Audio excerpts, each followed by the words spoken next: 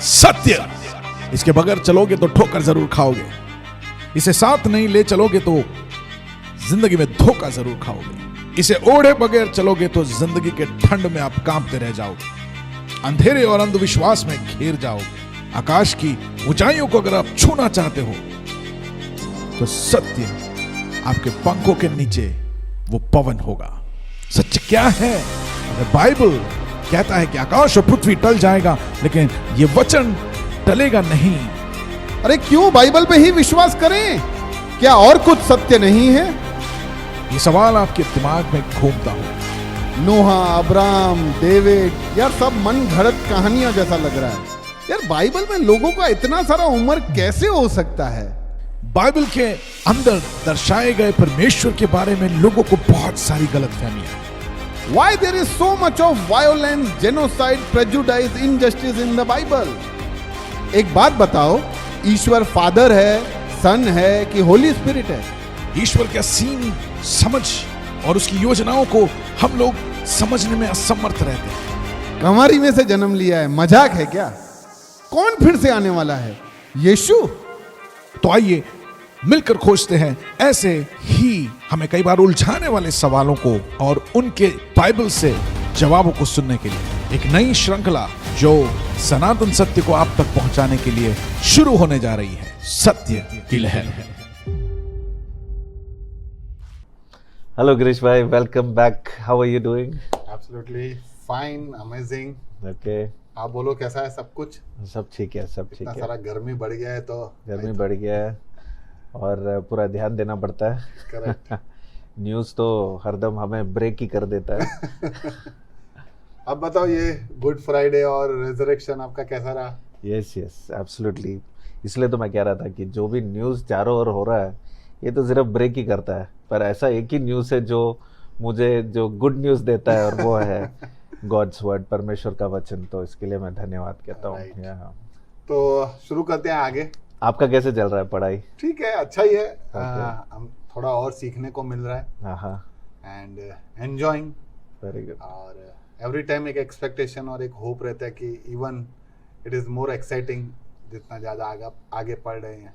या तो अच्छा है बहुत सारा। हाँ कुछ चीजें अभी जैसे अभी के जो चीजों पे अपने डिस्कस करने वाले हैं वो फर्स्ट किंग सेकंड किंग है। या तो आई थिंक ये first king second king like first Samuel second Samuel की तरह एक ही किंग का बुक होगा, पर बड़ा होने की वजह से उसको 2 पार्ट में लिखा होगा। Yes yes. तो वो क्या अंग्रेजी बुक में, अंग्रेजी बाइबल और उसके बाद सारे ट्रांसलेशंस में वो 2 पार्ट्स में आने लगे। राइट। या बिकॉज एक पोर्शन अगर पूरा इतना बड़ा रखेंगे तो ये काफ़ी बड़ा एक बुक है अगर दोनों को एक साथ रखेंगे, तो इसलिए उसको 2 भाग में किया गया है। और ये तो मैंने आपसे पहले भी कहा था कि हर एक चैप्टर हो, वर्सेस हो, ये सारे डिविजन्स जो चैप्टर, वर्सेस और बुक्स में किया गया है, ये सब तो over a period of time जो चर्च फादर्स है उन्होंने उसे डिवाइड करके रखा है। या मैं कभी कभी देख रहा हूँ, मैं अभी इसको रीड करता हूँ तो थोड़ा आसानी हो जाता है। एक तो ऊपर हेडिंग लिखा होता है कि अभी किसके बारे में है, किसकी लड़ाई के बारे में है। मैं सोचता हूँ अगर ये सब नहीं होता तो पहले के टाइम पे सब मतलब पूरा पढ़ना पड़े तो पूरा आइडिया है। यस। तो वेल तो इसके बारे में मुझे एक ओवरऑल थीम के बारे में थोड़ा सा आप गाइड करें, क्योंकि मैंने तो पूरा रीड किया है। अंदर अलग अलग किंग्स के बारे में लिखा है और मोस्टली आई थिंक डेविड के बाद उसका जो बेटा है सोलोमन, उसके बारे में लिखा है और उसके बाद फिर और बहुत सारे किंग्स हैं आगे। तो इसका मेन थीम क्या है बुक का? वैसे ये इतिहास के राइटिंग्स के सेक्शंस में आता है, क्योंकि ये सारे हिस्टोरिकल जो स्टोरीज है जो हुए थे, और जैसे परमेश्वर ने सबके ऊपर लीडर्स या जजेस रखे थे जो हमने पहले पढ़ा था। उसके बाद लोगों ने मांगा कि हमको राजा चाहिए, तो परमेश्वर ये दिखा रहा है कि अच्छा अब तुम लोग ने राजा मांगा तो मैंने दिया, अब ये देने के बाद अब देखो तुम्हारा कैसे आगे तुम कैसे बढ़ पा रहे हो और कितना मुश्किल होते जा रहा है। और जब हम इन पुस्तकों को पढ़ेंगे तब हम देखते हैं कि इनका जो हालत है ये और बिगड़ता जा रहा है। और इज़राइल हो और इसके बाद जैसे किंगडम डिवाइड होता है तो ये सारे डिवीज़न और ये सारे जो स्ट्रगल्स और फिर जो युद्ध होते हैं यहाँ वहाँ, तो इसके बाद तो इनका बुरा हाल यानी बुराई की ओर ही जाते रहते हैं। तो फिर परमेश्वर फिर भी हर एक पुस्तक में एक ना एक आशा देता है कि नहीं, मैं आऊँगा, मैं बचाऊँगा तुम सबको। तो ये एक आशा हर एक बुक में हम देखते हैं कि there is a hope that God is giving, और हम इन पुस्तकों में भी ये चीज़ देखेंगे। ओके, तो यानी ये बुक का basic themes is about the Kings and the division of the kingdom. Yes, तो बेसिकली जैसे शुरुआत हुआ साउल, और साउल के बाद जैसे डेविड आए, जो प्रभु ने नियुक्त किया, अपॉइंट किया, अभिषेक किया, और डेविड खड़ा हुआ। उसके बाद डेविड का जो जनरेशन्स है, उसके जो संतान है, उसके बाद हम देखते हैं कि कैसा डिग्रेड होते जाता है और कैसे वो और बुरा हाल होते जाते हैं। और फिर सोलोमन के बारे में काफ़ी कुछ लिखा है, और इसके बीच में इन सारे जो किंग्स, और इसके बाद काफ़ी सारे किंग्स भी है, और जो फिर जो किंगडम्स डिवाइड हो जाता है, फिर और बहुत सारे किंग्स के बारे में लिखा गया, किसने परमेश्वर की इच्छा के अनुसार अपने जीवन को, अपने लीडरशिप को चलाया, और फिर किसने परमेश्वर के विरुद्ध किया और कैसे उनका नाश हुआ। और ये सब पूरा आप ये सीक्वेंस यहाँ पर देखोगे। इन सब के बीच में भविष्यवक्ताओं के बारे में भी बहुत कुछ दिया गया है। तो you will see the profits in between, that God is giving the people hope कि अब ठीक है, राजा नहीं कर पा रहा, जिसके लिए मैंने राजा तुमने जो मांगा मैंने दिया, और जिसके लिए राजा को खड़े होना चाहिए वो खड़ा नहीं हो पा रहा है, तो चलो ठीक है, मैं तुमको भविष्यवक्ताओं को भेजता हूँ जो मेरी बात तुमसे करेगा। तो फिर वैसे भी बीच में आप बहुत सारे भविष्यवक्ताओं के बारे में आप देखोगे। ओके, तो मोस्टली मैंने फर्स्ट किंग्स के अंदर तो सोलोमन के बारे में जाना। उसके अंदर एक दो स्टोरीज जब पढ़ी मैंने कि जब वो दो औरतें आती है कि कौन बच्चा किसका है, वो मर जाता है, ये स्टोरीज तो मैंने स्कूल टाइम पे रीड किया था। तब सुलेमान के बारे में होता था, तो आई रिकॉल्ड इट कि यानी इतना पहले से हिस्ट्री, यानी हमारे टाइम पे जब मैं स्कूल में ये सब स्टोरीज सुलेमान के बारे में सुनते थे, पर आई वाज नॉट नोइंग कि ये सुलेमान बाइबल से सोलोमन राजा के बारे में बताई गई है।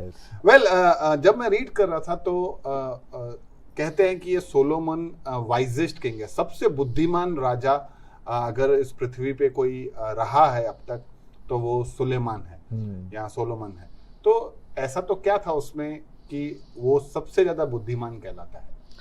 अब बुद्धिमान क्या कहलाने जाने से ज़्यादा जैसे लोगों ने उसको देखा कि ये इतना बुद्धिमान है, उसने जो प्रभु से मांगा, जो परमेश्वर से मांगा, जब परमेश्वर ने उसको चांस दिया कि तुमको क्या चाहिए, तो उसने पहले जो पूछा तो वो था कि मुझे बुद्धि चाहिए। राइट। उसके बाद पहली चीज़ तो ये है कि बाइबल में लिखा है कि परमेश्वर प्रसन्न हुआ उसके मांगने से, कि वो पैसा मांग सकता था, यानी वो टाइम का जो वेल्थ था, पोजेशन था, नाम था, तो अथॉरिटी था कि मुझे लंबी आयु मांग सकता था। उसने बोला मुझे बुद्धि चाहिए, और क्योंकि उसने बुद्धि मांगा, परमेश्वर ने कहा कि क्योंकि तूने बुद्धि मांगा, मैं इसके साथ सब कुछ तेरे को दूंगा। तो यानी everything was added along with wisdom. और फिर इसका जो विजडम, जिसका हम डिस्क्रिप्शन देखते हैं, जिसका हम जो इम्पैक्ट देखते हैं, वो इसके राज करने में, इसके हर एक डिसीजंस में, इसके हर एक ऐसे जो आपने जो कहानी बोला कि जो दो माँ आते हैं वो बोलते हैं ये मेरा बच्चा है, तो उसमें कैसे वो सॉल्व करता है, और ऐसे बहुत सारे चीज़ें। और लोग देश देश से सुनने आते थे, यानी राज्य से, सब राज्यों से सुनने आते थे, और अपने वेल्थ को लेकर आके इसके सामने रख देते थे कि हमको सुनना है तुम्हें। तो इसके मुंह से इतने सारे जो बुद्धि की जो बातें हैं, so in the form of proverbs, जैसे हम जानते हैं कि सोलोमन ने 3 पुस्तक जो बाइबल में है, हम उसका ज़्यादा उसका इफेक्ट्स हम देखते हैं कि 3 पुस्तक में दिया गया है। और ये तीनों पुस्तक एक एक स्टेज में लिखा गया है। यानी जब उसके विवाह के बारे में तो आपने पढ़ा ही होगा कि कितने प्रॉब्लमेटिक लाइफ उसका था, पर उसमें से हम देखते हैं कि उसने बहुत सारे पोएम्स या गाने लिखे, लेकिन उसमें से सिर्फ एक ही बाइबल में ऐड किया गया, और वो है सॉन्ग्स ऑफ सोलोमन, जो कहा जाता है, जो बुक का नाम है सॉन्ग ऑफ सॉन्ग्स या सॉन्ग ऑफ सोलोमन। तो उसमें क्या है कि ये एक ही जो सॉन्ग है, एक ही जो उसका राइटिंग है, वो ऐड किया गया है। परमेश्वर ने बाइबल में वो जगह दिया है। और ये this is to do with what God you know intended for him to be his you know spouse.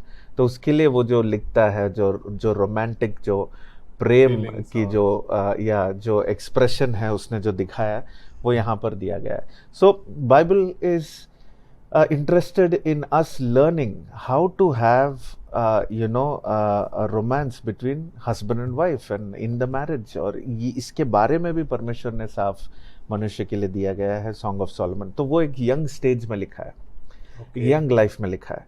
इसके सिवाय उसने बहुत सारे प्रोवर्ब्स लिखे, बहुत सारे जो नीति वचन का जो पुस्तक है, बहुत सारे ऐसे वचन के हैं जो बहुत ही यू नो बुद्धि से भरा हुआ है, बुद्धि, ज्ञान और समझ। तो इसका जो इन्फॉर्मेशन अगर आप ऑब्जर्वेशन करेंगे तो ये बुक ऑफ प्रोवर्ब्स जो है एक मिडिल एज में लिखा है उसने। कैसे पता चलता है?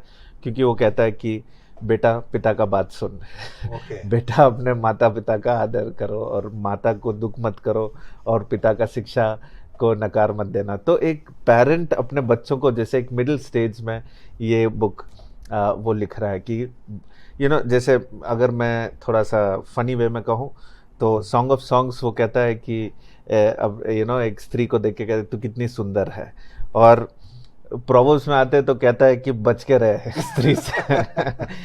तो बुद्धिमान स्त्री है उसे तू अपने साथ रख, लेकिन जो मूर्ख है और जो you know he shows the difference the wise and the foolish. तो ये सारे डिफरेंसेस वो कहता है कि ऐसे गलत रास्ते में मत जाओ। अब वो बेटा को एड्रेस कर रहा है, लेकिन बेटियों के लिए भी आज हम अप्लाई कर सकते हैं कि यू नो जो बुद्धिमान पुरुष है और जो निर्बुद्धि जो मूर्ख पुरुष है, तो उनसे कैसे बच के रहना है, किसे हमें चॉइस करना चाहिए। तो ये सारे जो अगर कोई बुद्धि प्राप्त करना चाहता है इन लाइफ, नीति वचन पढ़ना बहुत ज़रूरी है। वो एक मिडिल एज एक्सपीरियंस से वो सिखा रहा है। और जो दूसरी जो पुस्तक है वो है एक्लीसियास्टिस, आई थिंक सबोपदेशक। शबोपदेशक, यस। तो वो पुस्तक क्या है, वो एक लास्ट स्टेज में मरने से पहले वो लिख रहा है। मरने से पहले वो कह रहा है कि ये सब माया है, ये सब जो भी कुछ है, ये सूरज के नीचे जितने भी सब कुछ है, ये सब तुमको कुछ सेटिस्फाई नहीं करेगा। मैंने सब व्यर्थ है, मैंने सब देख लिया, मैंने सब चख लिया, मैंने सब जान लिया, ये सब का सब वेस्ट है। अगर सूरज के नीचे कोई भी कुछ मीनिंगफुल है तो वो कुछ नहीं है। ये उसका वो जो कहना चाहता है, वो इम्प्लीकेशन ये है कि ये सूरज के नीचे जो कुछ है सब मीनिंगलेस है, सब व्यर्थ है। लेकिन सूरज से ऊपर, यानी जिसने सूरज को बनाया, जिसने हम सबको बनाया, सिर्फ उधर ही आपको मीनिंग मिलेगा। इसलिए वो सबोपदेशक पुस्तक में जब आप लास्ट में जाओगे, 12वें अध्याय में लास्ट में जाओगे, तो वो कहता है कि जवानी में परमेश्वर को ढूंढ लो, बस।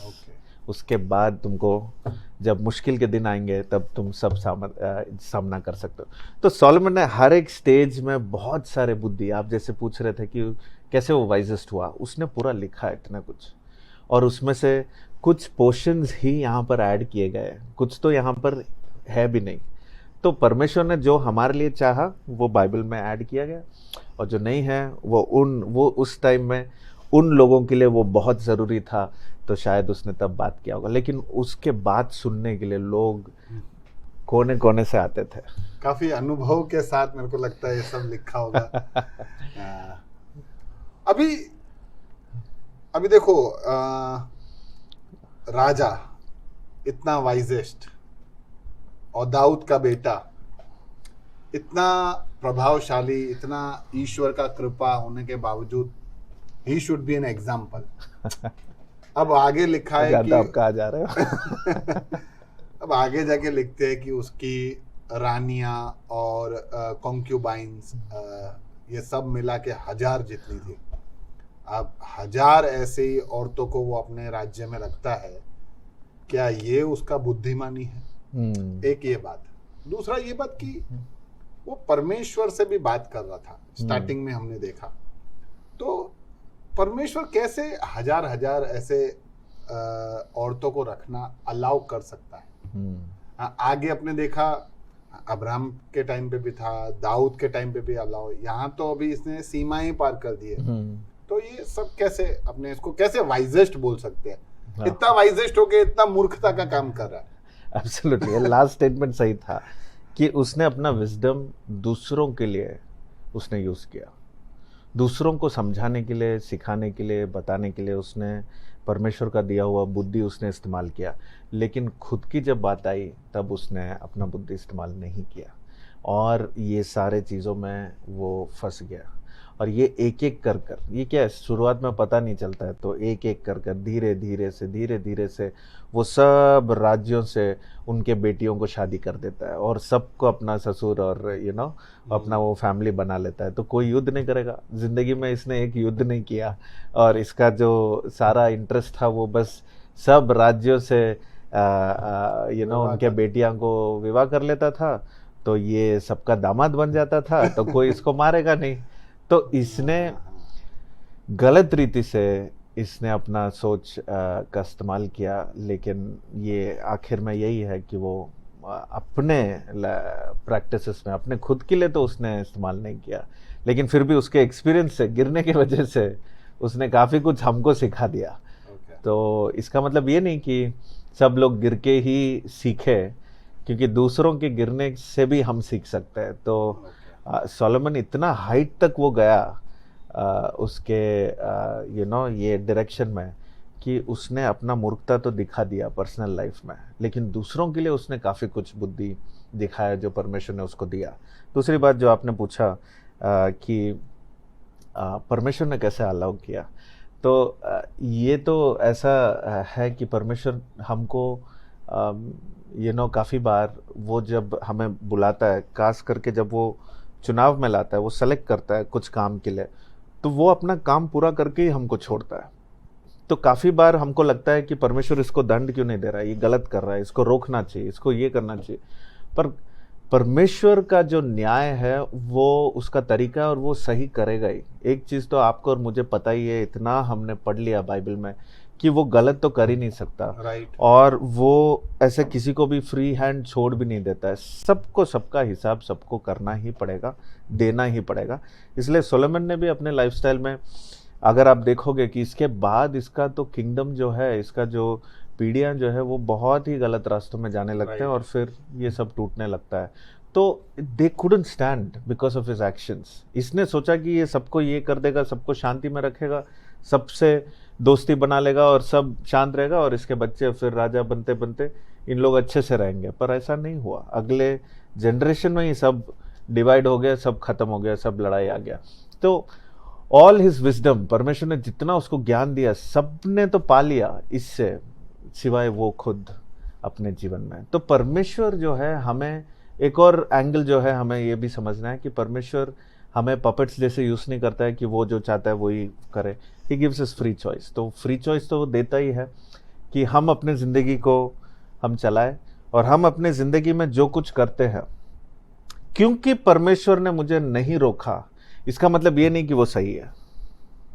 और आज के टाइम में भी ये हमें जानना है कि अगर शायद कोई नशे में हो और वो नशे लेता है और वो सोचता है कि चलो परमेश्वर ने मुझे रोका नहीं, मैं जाके प्रार्थना करूंगा और फिर मुझे अच्छा लगेगा, गुड फीलिंग, तो वो दिन तो मैं सबके सामने खड़े हो जाऊं, लेकिन दूसरे दिन ही जाके मैं फिर से अपना नशे ले लूं, जो मुझे जो हैबिट हो गया, जो एडिक्शन हो गया।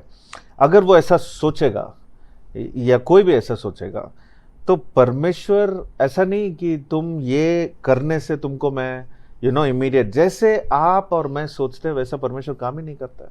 परमेश्वर का वचन भी ऐसे रहे, तुम्हारे सोच जैसे मैं नहीं, मेरा सोच वो मैं ऊपर से मैं तुमको अलग ही एंगल से देखता हूँ, और तुमको जो देना है वो मैं दूंगा, तुम जो करोगे उसका ही तुमको मिलेगा फल।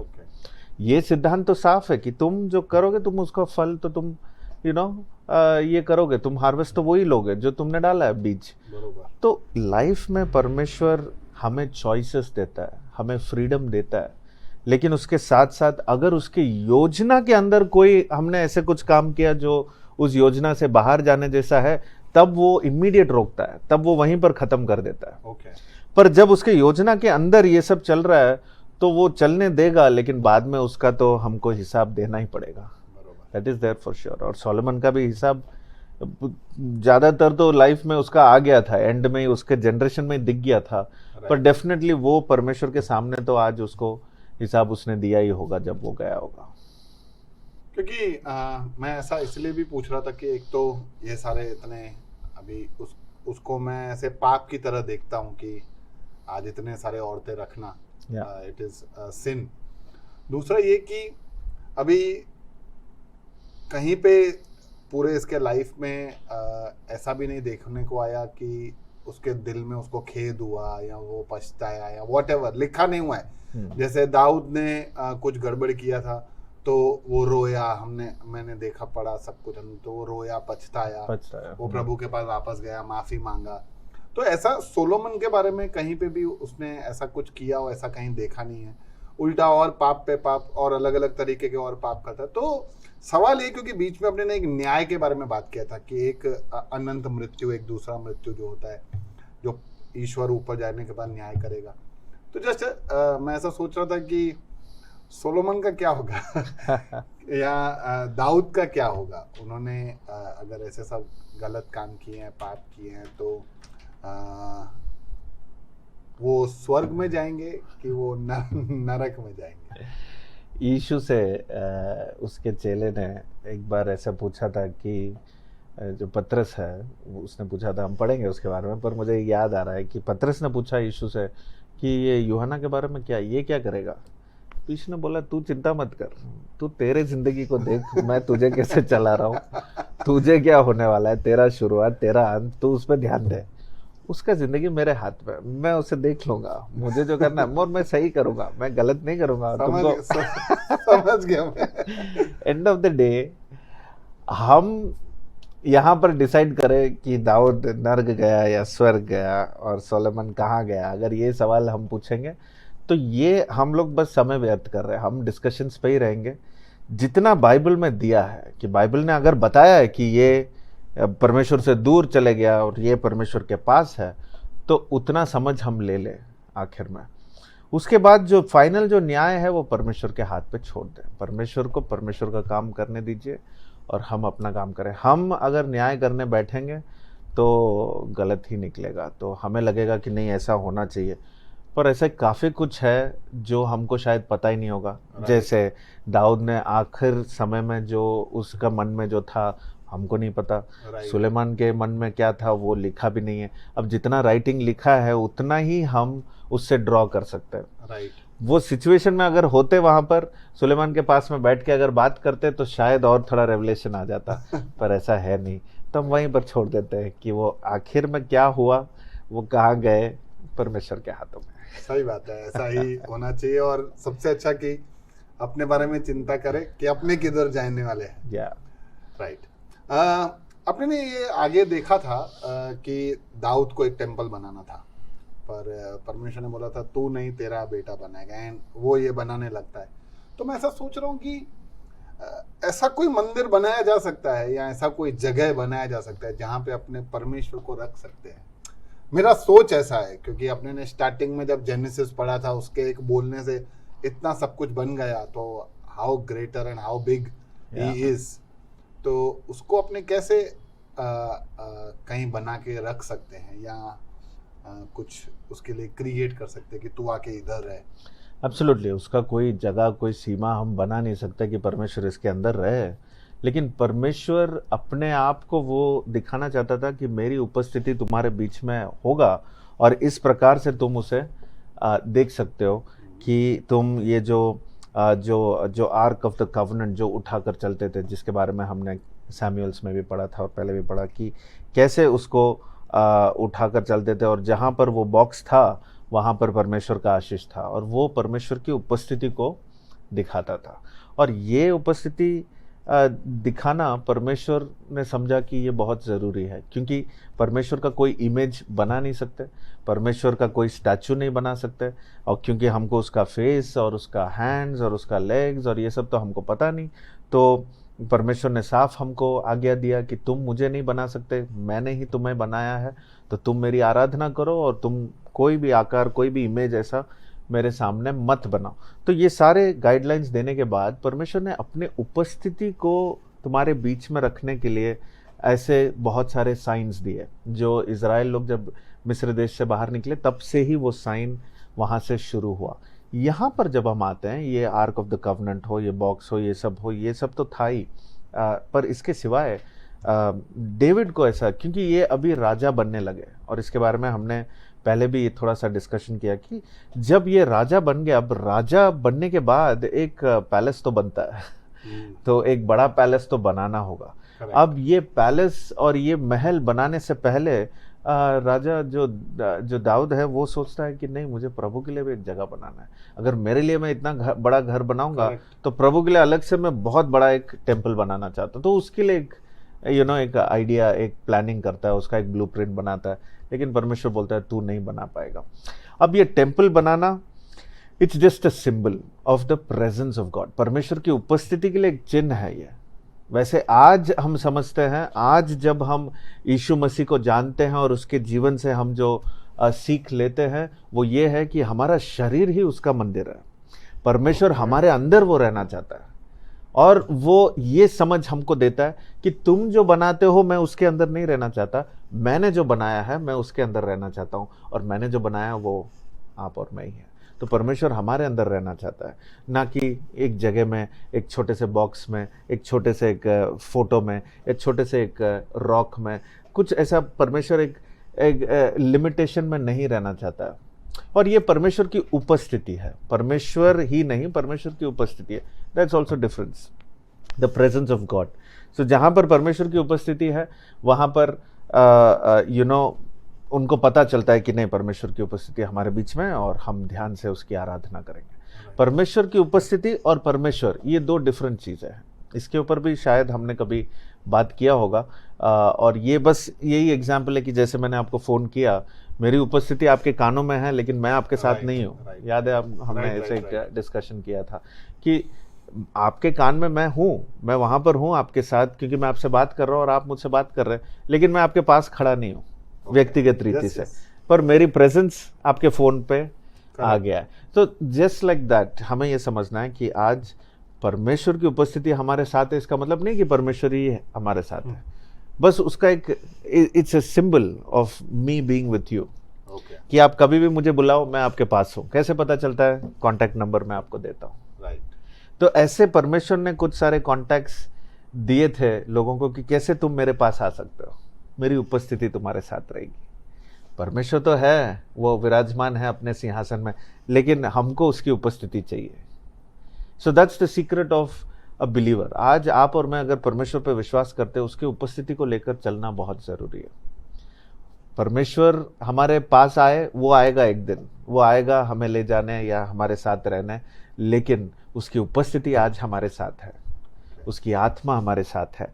तो ये एग्जाम्पल और ये लर्निंग हमारे बीच में होना चाहिए, और इसीलिए इन लोग जो है जो महल बना रहे हैं, तो इनको लगता है कि नहीं, एक टेम्पल, एक जगह भी बनना चाहिए जहाँ पर, और सारे देशों में जो आसपास में जो राज्य हैं उस सब जगहों में महल है और टेम्पल्स है। तो इन्होंने बोला अरे सबके इसमें है तो चलो, तो ये माइंड कैसे दौड़ता है कि सबके इसमें, चलो हम भी बनाएंगे, जबकि परमेश्वर ने ओरिजिनली इनको सोचा भी नहीं था कि इनके लिए राजा मैं खड़ा करूं।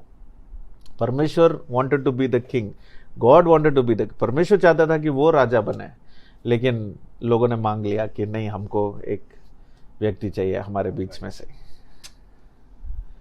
सही है। तो ऐसा तो सुलेमान ने बहुत सारी गलतियां की, मैंने देखा, अंदर पड़े भी, और उसने अल्टीमेटली मंदिर तो बनवा ही दिया। तो फिर उसका राज्य, जबकि वो इतना करीब था प्रभु के, तो उसका राज्य क्यों गिर गया? क्यों उसके ऊपर सब कुछ राज्य विभाजित हो गया? तो क्या परमेश्वर ने जो योजना रची थी कि इनको एक साथ रखना है, इजराइल जो उसका खुद का था, जो मेरे ख्याल से अब्राहम से चला आ रहा था, उसके बाद ये यहाँ पे साउल हुआ, फिर दाऊद हुआ, फिर यहाँ पे आके सब डिवाइड हो रहा है, अपने देख रहे हैं कि सब सत्यानाश हो रहा है। तो क्या परमेश्वर का प्लान ऐसा बनाया हुआ फेल हो सकता है? परमेश्वर का प्लान फेल नहीं हुआ है, परमेश्वर का प्लान तो है ही, जो है वो है ही, लेकिन अब वो प्लान के अंदर ये जो कॉन्सिक्वेंसेस है, इनका चॉइसेस जो है, ये जो निर्णय ले रहे हैं कि इनको ऐसा करना है, ये करना है। जैसे सुलेमान, आपने कहा कि उसने 1000 बीवियों को अपने साथ में रखा, 700 वाइफ्स एंड 300 कॉन्क्यूबेंस।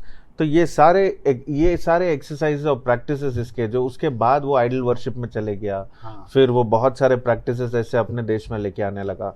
तो ऐसे सारे चीज़ें जो परमेश्वर के विरुद्ध चीज़ें हैं, तो वो करने लगा और कराने लगा लोगों को। तो फिर ये सारे चीज़ें जो है, परमेश्वर कहता है कि अब तुमको न्याय तो मिलेगा ही, क्योंकि तुम ऐसे गलत काम कर रहे हो तो उसका तो न्याय होगा ही। राइट। और ये सारे न्याय होते होते होते हम देखते हैं कि ये सब बिगड़ते जा रहा है, बुरा हाल हो रहा है, सब गिर रहे हैं, सब मुश्किल उठा रहे हैं। अब जो लीडरशिप में है, जो लीडर जो करता है, वो उसका जो लीडरशिप में जो कुछ उसके अंडर में जितने भी लोग हैं, वो सारे इफेक्ट तो होते ही है। Correct. जैसे आज युद्ध में हम देखते हैं कि अगर एक प्रेसिडेंट और एक प्राइम मिनिस्टर ने डिसाइड कर लिया कि हमको जाना है युद्ध, तो पूरा देश फिर उसमें पड़ जाता है। Right. भले पूरा देश नहीं चाहे भी, लेकिन एक व्यक्ति ने जो सीट में बैठा है, उसने डिसाइड कर लिया कि बॉम्ब डालना है, तो हो गया, पूरा देश अभी वल्नरेबल है, अभी डेंजर में है कि बॉम्ब वापस गिर सकता है। थोड़ा ना सिर्फ प्रेसिडेंट के ऊपर बॉम्ब डालते हैं, नहीं, पूरे देश में डालते हैं। करेक्ट है। तो you know the effect of a leader is on everyone who follows and who is under the leadership. तो इसलिए आपको और मुझे ये बहुत ध्यान देना है कि जितना लीडरशिप में हमको पावर एंड अथॉरिटी मिलता है, उतना ही डेंजर हमारे किंगडम में और हमारे लीडरशिप, हमारे अथॉरिटी के अंदर जितने भी लोग हैं, सब लोग वल्नरेबल हो जाते हैं। तो हमें इसलिए we have to be very careful in our leadership roles. हमको जो रोल दिया गया है जीवन में, जैसे एक पति का रोल जो घर में होता है, एक कुटुंब में, एक फैमिली में, जो जब वो कहते हैं कि वो लीडर है, घर का लीडर वो है, तब इतना अच्छा पोजीशन है कि वो अपने प्रेम को दिखाते हुए अपने फैमिली को वो चला सकता है, आगे बढ़ा सकता है एज अ लीडर। बट अगर उसने कुछ गलती किया तो पूरा घर उसका इफेक्ट देखता है।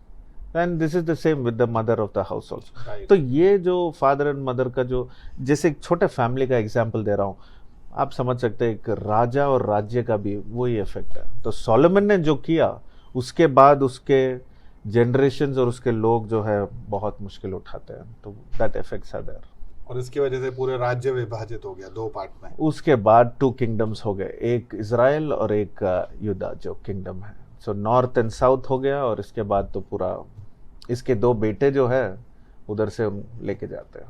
तो मेरे को तो ऐसा लगता है सुलेमान से सीखने के लिए बहुत कम है और नहीं सीखने के लिए बहुत कुछ ज्यादा है। मतलब उसके good works are less than what he has done bad. तो यानी अल्टीमेटली सुलेमान से कुछ सीखने जैसा है। परमेश्वर का जो योजना है वो ऐसे है कि लोग जब बुरा करते हैं, उससे काफी कुछ हम सीख ही सकते हैं। तो वो जो उसके लिए जो बुरा हुआ, या उसने जो बुरा किया खुद के लिए, तो उससे तो हमारे लिए बहुत एक अच्छा लेसन तो मिल ही गया। राइट। और इतना लेसन कि शायद किसी के जीवन से हमें मिल सके, इतना एक्सपीरियंस। आपको मैं कह रहा हूँ, बाइबल में पुराने नियम में 3 पुस्तक अगर सोलोमन ने लिखा है, इतना उसने चैलेंजेस के बीच में, तो आप समझ सकते हैं कि ये 3 पुस्तक कितने इंपॉर्टेंट है with regard to wisdom at every stage of life. आप समझ सकते हैं, एक बच्चे, एक जवान, एक मिड लाइफ और एक एंड लाइफ। तो सारे स्टेज के लिए प्रोवर्ब्स तो एक मिड लाइफ और एक बच्चे के लिए है, तो बच्चे के लिए भी है, और मिड लाइफ जो लोग हैं, जो वो भी समझने के लिए है, किससे बच के रहना है, किसके पास जा सकते। और as a young life Song of Songs है, और फिर एक्लीसियास्टिस जो बुक है वो एक एंड ऑफ द लाइफ में जो ले। तो ऐसा नहीं कि ये लाइफ स्टेजेस में ही ये बुक पढ़ना है, आप कभी भी पढ़ो ये बुक, आपको समझ में आ जाएगा कि बुद्धि क्या होता है, ज्ञान क्या होता है और समझ क्या होता है। ठीक है सर जी, आज थोड़ा समय हो गया है। मिलते हैं अगली बार। थोड़ा सा और कुछ प्रॉफिट्स के बारे में डिस्कस करना था। तो मिलते हैं अगले सेशन में। Sure, God bless you. Thank you. सत्य, इसके बगैर चलोगे तो ठोकर जरूर खाओगे। इसे साथ नहीं ले चलोगे तो जिंदगी में धोखा जरूर खाओगे। इसे ओढ़े बगैर चलोगे तो जिंदगी के ठंड में आप कांपते रह जाओगे, अंधेरे और अंधविश्वास में घिर जाओगे। आकाश की ऊंचाइयों को अगर आप छूना चाहते हो तो सत्य आपके पंखों के नीचे वो पवन होगा। सत्य क्या है? अगर बाइबल कहता है कि आकाश और पृथ्वी टल जाएगा, लेकिन ये वचन टलेगा नहीं। अरे क्यों बाइबल पे ही विश्वास करें? क्या और कुछ सत्य नहीं है? ये सवाल आपके दिमाग में घूमता हो नोहा, अब्राहम, डेविड, यार सब मन घड़त कहानियां जैसा लग रहा है। यार बाइबल में लोगों का इतना सारा उम्र कैसे हो सकता है? बाइबल के अंदर दर्शाए गए परमेश्वर के बारे में लोगों को बहुत सारी गलतफहमी है। Why there is so much of violence, genocide, prejudice, injustice in the Bible? एक बात बताओ, ईश्वर फादर है, सन है कि होली स्पिरिट है? ईश्वर का सीन समझ और उसकी योजनाओं को हम लोग समझने में असमर्थ रहते हैं। कमारी में से जन्म लिया है, मजाक है क्या? कौन फिर से आने वाला है? यीशु? तो आइए मिलकर खोजते हैं ऐसे ही हमें कई बार उलझाने वाले सवालों को और उनके बाइबल से जवाबों को सुनने के लिए एक नई श्रृंखला जो सनातन सत्य को आप तक पहुंचाने के लिए शुरू होने जा रही है, सत्य की लहर।